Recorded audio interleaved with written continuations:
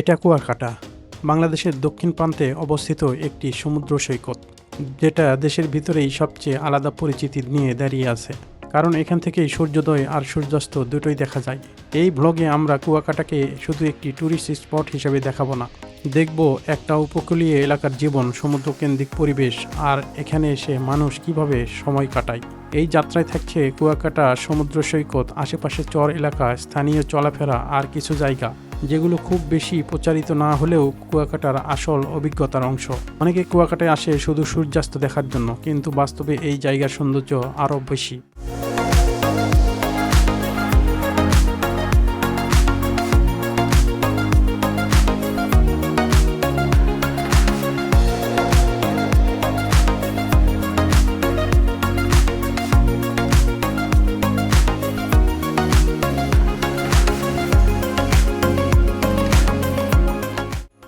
আসসালামু আলাইকুম বন্ধুরা, আজকের ব্লগ শুরু করছি কুয়াকাটা থেকে। আজকে সকালে আমরা কুয়াকাটায় এসে পৌঁছেছি। এটা আমাদের হোটেলে অলরেডি চেক ইন করেছি। তো আমরা কিছুক্ষণ পরে সমুদ্র সৈকতে যাব এবং আপনাদেরকে কুয়াকাটার সমস্ত সৌন্দর্য দেখাবো।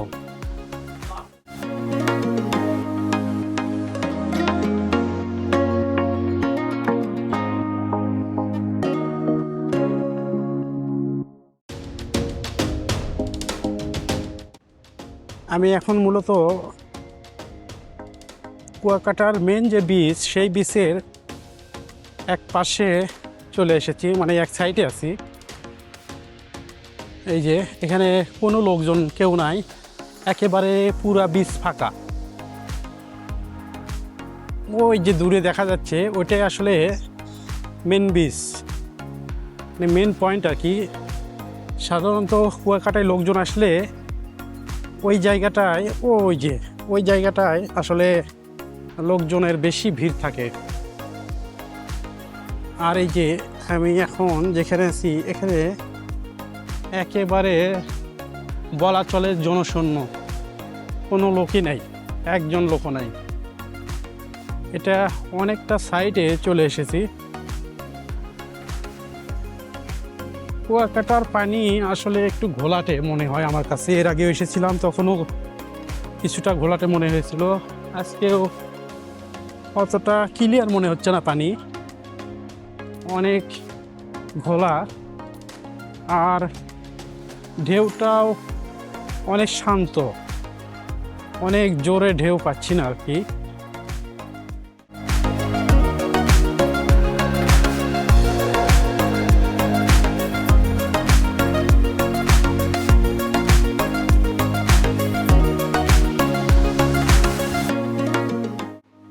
পানি সম্ভবত এই পর্যন্ত চলে এসেছিল, তো পানিগুলো নেমে গিয়েছে। এই যে এগুলোতে পানি চলে এসেছিল, পানি অনেকটাই নেমে চলে গিয়েছে নিচের দিকে।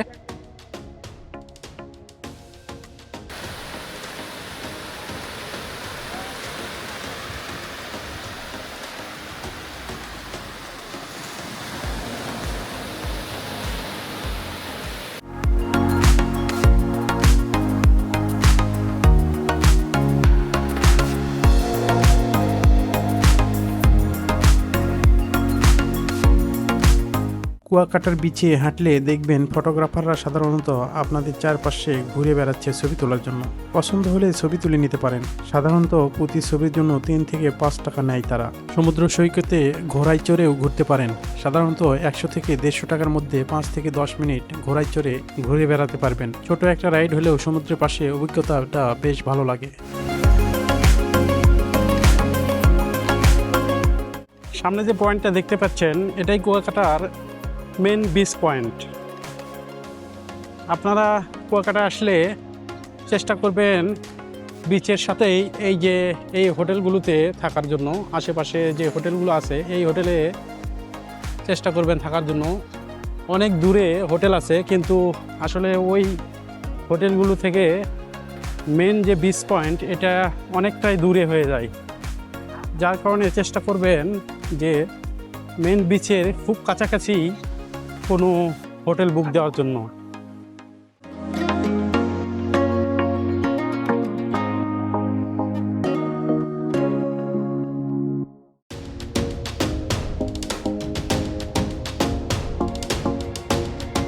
কুয়াকাটা বাংলাদেশের দক্ষিণ পশ্চিমাঞ্চলে একটি সমুদ্র সৈকত ও পর্যটক কেন্দ্র। পর্যটকদের কাছে কুয়াকাটা সাগরকন্যা হিসেবে পরিচিত। পটুয়াখালী জেলার কলাপাড়া উপজেলার লতাচাপলি ইউনিয়নে কুয়াকাটা অবস্থিত।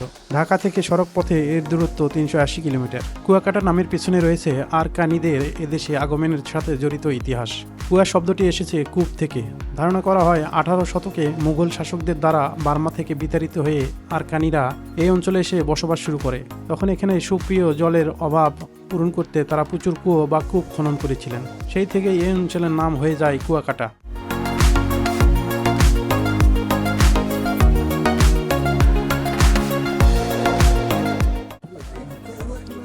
এই যে 250 টাকা করে শর্টস পাওয়া যাচ্ছে, বিভিন্ন রকম ডিজাইন।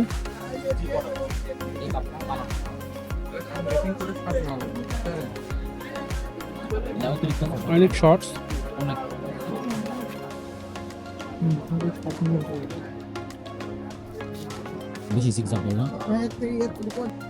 আমরা বিচে এসেছিলাম, তো সকালে ব্রেকফাস্ট না করে আসলে বিচে চলে এসেছি। এখন হোটেলের দিকে প্যাক করতেছি। এরকম একটা ভ্যানে করে হোটেলে গিয়ে আমরা এখন ব্রেকফাস্ট করব, তারপর আবার বিচে আসব। বিচে এসে মেন যে বিচ পয়েন্ট আছে সেখানে গিয়ে আমরা গোসল করব, বিচে নামবো আর কি। তারপর বিকালে দুপুরের দিকে একটু রেস্ট নিয়ে বিকালে আবার বের হব। বিকালে বের হয়ে আমরা পুরো বিচটা এক্সপ্লোর করব এবং সেই সাথে কুয়াকাটার ভাইবটা আপনাদের সাথে শেয়ার করব।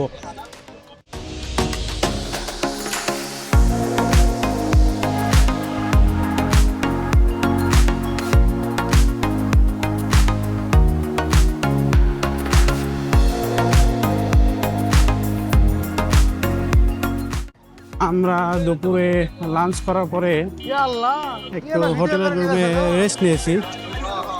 ও দুপুরে লাঞ্চের পর রেস্ট নিয়ে আমরা বের হয়েছি কুয়াকাটার 3 নদীর মোহনা নামে পরিচিত। শুনেছি ওখানে নাকি 3টা নদীর মোহনায় একত্রিত হয়েছে এবং তিনটা নদীর পানির কালারও নাকি আলাদা আলাদা।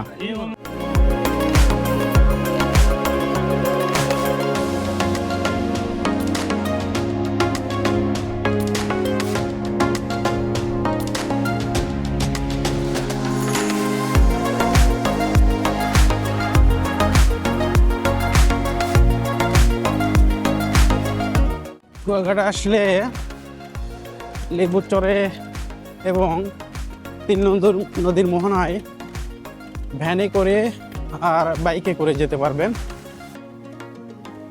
আমরা ভ্যানে করে যাচ্ছি।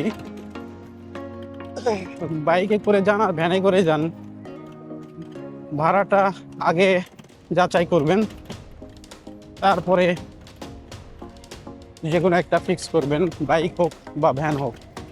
কেননা প্রচুর বার্গেনিং করতে হয় ভাড়া নিয়ে। লেবু চরের আগে এরকম একটা মার্কেটের মতো পাওয়া যায়, এটা ওরা বলে যে কাঁকড়া ফ্রাই এই জায়গার নাম। আসলে জায়গার নাম কাঁকড়া ফ্রাই না, এখানে কাঁকড়া ফ্রাই পাওয়া যায়, মানে সবাই এসে কাঁকড়া ফ্রাই খায় আর কি। বিভিন্ন ধরনের শুটকি পাওয়া যায়, আপনারা চাইলে অনেক কিছু কেনাকাটা করতে পারবেন এখানে এসে। এখানে অনেক দোকান দেখতে পাচ্ছি, অস্থায়ী টাইপের দোকান। সম্ভবত এখানে পানি ওঠে।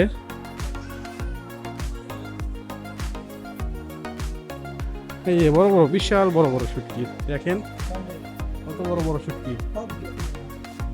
একটা মাছ প্রায় 50-60 কেজি হবে।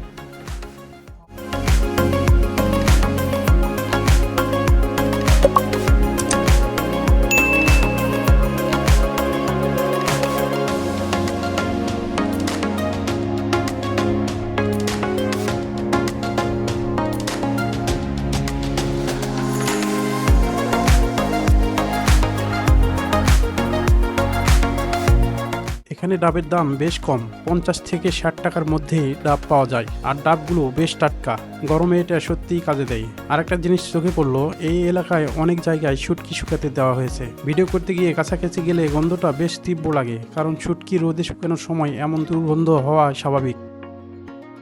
ফিশ ফ্রাইয়ের যে পয়েন্ট আছে সেখানে আমরা চলে এসেছি। এই যে এখানে বিকাল থেকে বিভিন্ন ধরনের মাছ তারা ফ্রাই করে দেয়।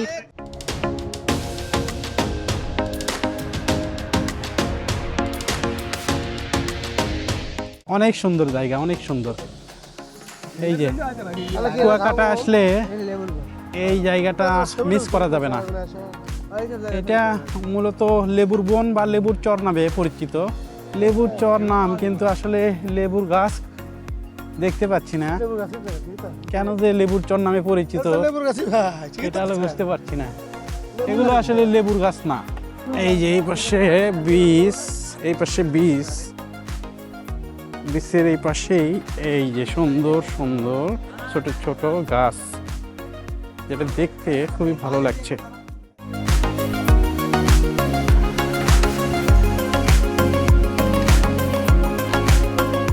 চর কুয়াকাটার কাছাকাছি অবস্থিত একটি চর এলাকা। এটি মূল সমুদ্র সৈকত থেকে একটু দূরে হওয়ায় এখানে ভিড় তুলনামূলক কম থাকে। জায়গাটার বৈশিষ্ট্য হলো খোলা বালুকা বেলা আর জোয়ার ভাটার প্রভাব। ভাটার সময় চরটা সবচেয়ে ভালোভাবে দেখা যায়, তখন বালুর উপর অনেকটা জায়গা উন্মুক্ত হয়ে আসে আর জায়গায় জায়গায় সাদা ঝিনুক ছড়িয়ে থাকে। এই সময় হাঁটা চলার জন্য লেবুর চর সবচেয়ে উপযোগী। লেবুর চর মূলত তাদের জন্য ভালো যারা কুয়াকাটায় এসে একটু নিরিবিলি জায়গা দেখতে চান এবং লোকাল পরিবেশটা কাছ থেকে বুঝতে চান।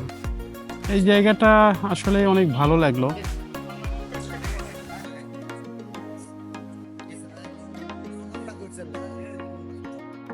লেবুর চরে অসংখ্য ঝিনুক দেখতে পাচ্ছি। এই যে দেখেন কতগুলো সাদা সাদা সাদা সাদা, এগুলো আসলে ঝিনুক। এই যে ঝিনুক, অনেক ঝিনুক, এগুলো সাদা সাদা সবগুলো ঝিনুক, লক্ষ লক্ষ ঝিনুক।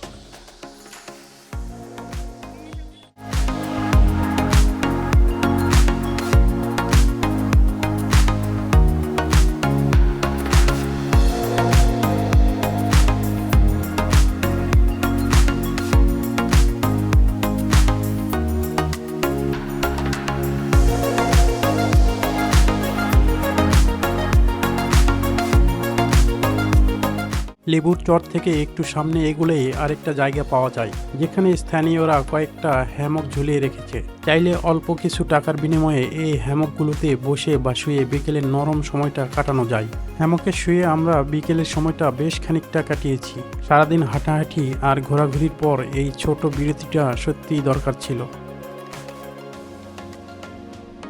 তিন দিক থেকে আসা নদীর পানি এসে এই জায়গায় একসাথে মিলেছে। নিচ থেকে দাঁড়িয়ে দেখলে পুরো বিষয়টা বোঝা কঠিন, কিন্তু উপর থেকে তাকালে পানির রং আর প্রবাহের পার্থক্যটা পরিষ্কার ধরা পড়ে।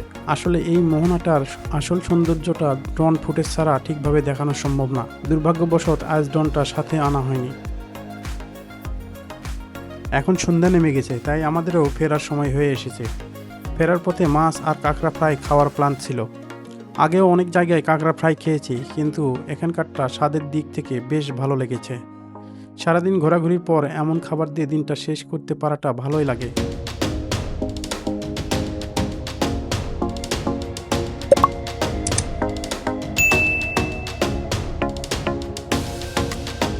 রাত নামার পর আমরা আবার বিচের কাছেই চলে এলাম। এখানে আমাদের গানের টিম নিয়ে ছোট্ট একটা গান আড্ডা বসেছে। ও তোমরা ও সারে করিয়া পারো বিছানা, ও দয়াল ভাগিনা তোমরা ও সারে করিয়া পারো বিছানা, ও দয়াল ভাগিনা। মিউজিক। ভাগিনাই গেছে দামের হাত, কিনিয়া আনছে ভাগনা সাপর ঘাট। ভাগিনা গেছে ধাপের হাট, কিনিয়া আনছে ভাগনা খাতর। বকুল বকুল সোনা দিয়া হাত কেনে বান্ধাইলি, বকুল ফুল সোনা দিয়া হাত কেনে বান্ধাইলি। হ্যালো বন্ধুরা, আজকে আমাদের কুয়াকাটার দ্বিতীয় দিন। আজকে যাচ্ছি কাওয়ার চর নামে একটা জায়গায়। কুয়াকাটা ঘুরতে এলে যেগুলো ভাইরাল স্পট আছে তার মধ্যে কাওয়ার চর একটি। কাওয়ার চর মূলত সূর্যোদয় দেখার জন্য বিখ্যাত। আপনার চাইলে কাওয়ার চরে গিয়ে সূর্যোদয় দেখতে পারেন। সূর্যোদয় দেখতে চাইলে আপনাদেরকে অনেক ভোরে যেতে হবে। ভোর 4টায় রওনা দিতে হবে কুয়াকাটার মেইন স্পট থেকে। যেতে প্রায় 1.5 থেকে 2 ঘন্টা লাগবে। সেই ক্ষেত্রে আপনারা চাইলে আগের দিনে কোনো ভ্যান রিজার্ভ করে তাদের সাথে কথা বলতে পারেন। তারা আপনাদেরকে হোটেল থেকে রিসিভ করে ভোর 4টার দিকে হোটেল থেকে রিসিভ করে কাওয়ার চরের দিকে নিয়ে যাবে। তাহলে আপনারা সূর্যোদয় দেখতে পাবেন। মনে রাখবেন, আগের দিনে অবশ্যই ভ্যানের সাথে কথা বলে রাখতে হবে।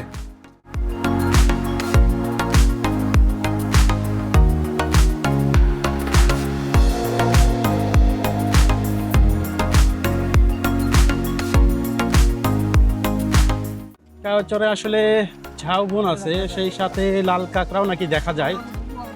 তো চলুন দেখা যাক আমরা আজকে লাল কাঁকড়া দেখতে পাই কিনা।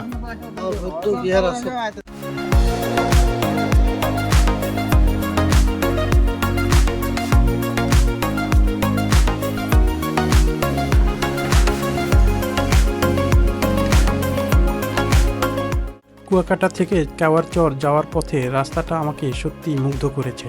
আজ আকাশটা একদম পরিষ্কার নীল, আবহাওয়াটাও ভীষণ সুন্দর। রাস্তা ধরে যেতে যেতে এক পাশে চোখে পড়ে সবুজে ঘেরা গ্রাম, আর অন্য পাশে সমুদ্রের ছোট ছোট শাখার মতো পানি। ভ্যানে বসে ধীরে ধীরে চলার এই যাত্রাটা আলাদা একটা ভালো লাগা তৈরি করেছে। শুধু গন্তব্য নয়, পথটাও উপভোগ করছি।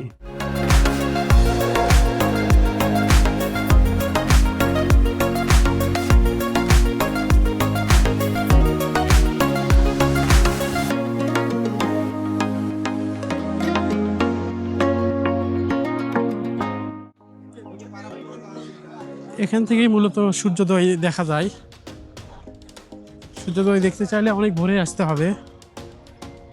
এটা সেই স্পট যেখান থেকে সূর্যোদয় পুরোপুরি খুব ভালোভাবে দেখা যায়।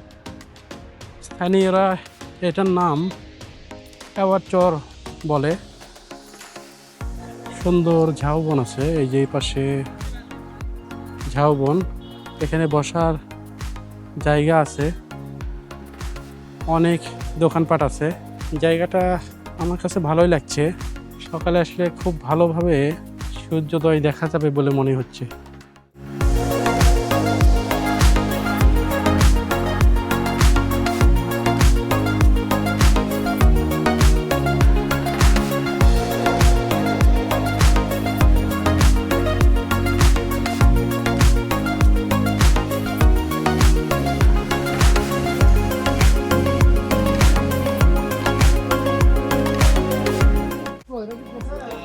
এই মতো কাওয়ার চর আছি।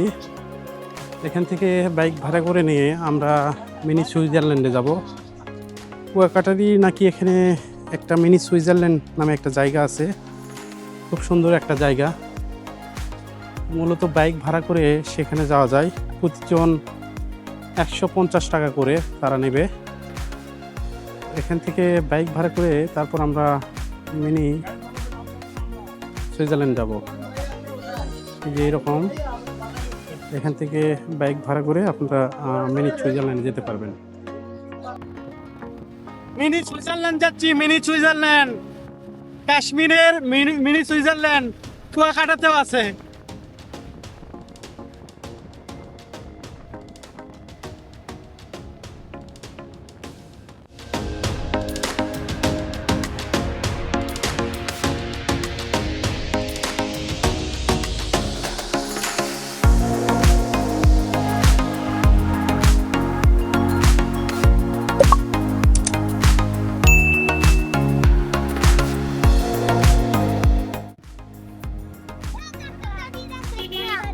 হ্যালো হ্যালো হ্যালো,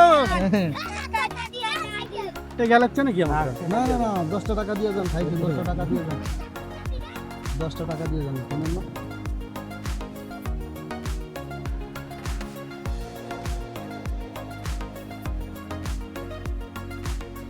কি ভয়ঙ্কর রাস্তা দিয়ে যাচ্ছি, রাত্রে আসা লাগে।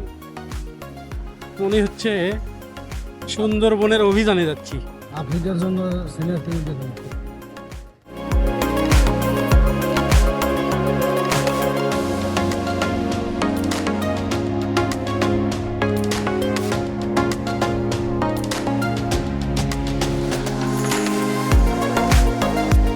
কুয়াকাটায় এসে এই জায়গাটাকে অনেকেই মিনি সুইজারল্যান্ড বলে ডাকেন।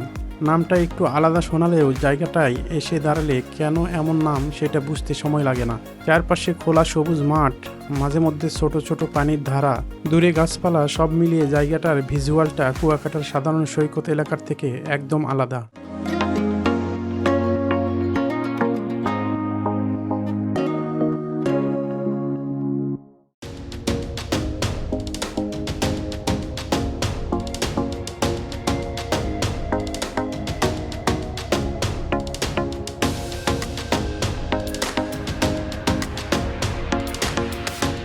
এখন ঢুকবো কুয়াকাটার রাখাইন জাদুঘরে। টিকিটের দাম মাত্র 20 টাকা। ভিতরে ঢুকেই চোখে পড়বে একটি বড় সোনালী বৌদ্ধ মূর্তি। এটাই এখানে সবচেয়ে নজর করা জিনিস। এর চারপাশে রাখা আছে কয়েকটি ছোট ছোট বৌদ্ধ মূর্তি, যেগুলো মূলত রাখাইন বৌদ্ধ সংস্কৃতির অংশ। মূর্তিগুলোর ডিজাইন আর ভঙ্গি দেখলেই বোঝা যায় এগুলো সাধারণ শোপিস না, এগুলোর পিছনে ধর্মীয় ও সাংস্কৃতিক গুরুত্ব আছে।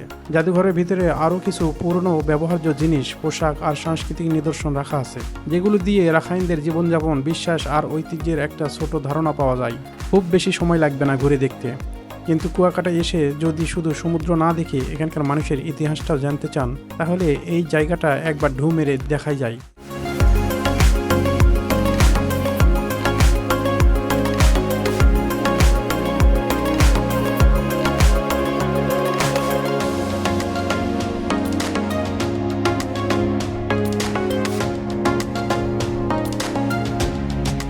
জাদুঘরটা ঘুরে বের হলেই পাশে আছে রাখাইনদের তাঁতপল্লী। এখানে ঢুকলেই বুঝবেন এটা কোনো সাজানো শপিং এরিয়া না, বরং স্থানীয় রাখাইনদের নিজেদের করা ছোট একটা বাজার।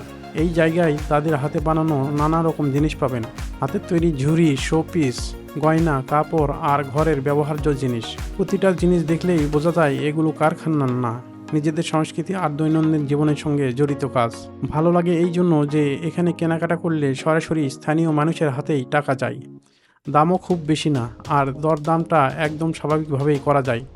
ট্রিপের শেষে চাইলে এখান থেকে ছোটোখাটো কিছু কিনে নেওয়া যায়।